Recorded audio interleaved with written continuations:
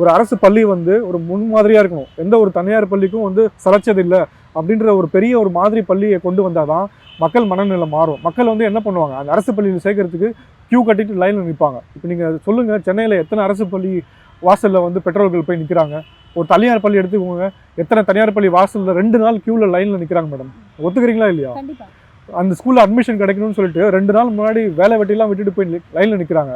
அப்போ என்ன இருக்காங்க, அங்கே தனியார் பள்ளியில் அந்த அளவுக்கு தரம் கொடுக்குறாங்க. அவங்க தரம் கொடுக்குறாங்களோ இல்லையோ அந்த அளவுக்கு மனசில் மக்கள் மனநிலை மாற்றி வச்சிருக்காங்க. இந்த நான் பண்ண 8 அரசு பள்ளிக்கு ஸ்மார்ட் வகுப்பறை கட்டி கொடுத்துருக்கேன். ஸ்மார்ட் வகுப்பறையை தலா 1.5 லட்ச ரூபாய் 1 லட்ச ரூபாய் செலவில் ஒவ்வொரு பள்ளிக்கும் நான் கட்டி கொடுத்துருக்கேன். அந்த 8 அரசு பள்ளி எல்லாமே அரசு ஆதி திராவிடர் பள்ளி மேடம்.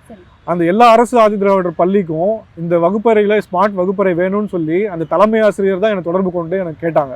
அப்போ எல்லா தலைமை ஆசிரியரையும் நான் சொல்லலை. அந்த பள்ளி இப்போ இந்த ஆசிரியர் கூட அவங்களால முடிஞ்ச ஏதோ ஒரு வகையில் ட்ரை பண்ணி என்னை காண்டாக்ட் பண்ணி என்ன மாதிரி நிறைய பேரை ட்ரைவ் பண்ணி அவங்க ஏதோ ஒரு பள்ளிக்கு அந்த ஏதாச்சும் ஒரு வசதி ஏற்படுத்தி கொடுக்கணும்னு ஏதோ ஒரு முயற்சி எடுத்துட்டு தான் இருக்காங்க. இந்த மாதிரி ஆசிரியர்களும் இருக்காங்க. ஆனால் எல்லா ஆசிரியர்களும் வந்து ஒரு தொடர்ந்து இந்த மாதிரி பண்றது இல்லை.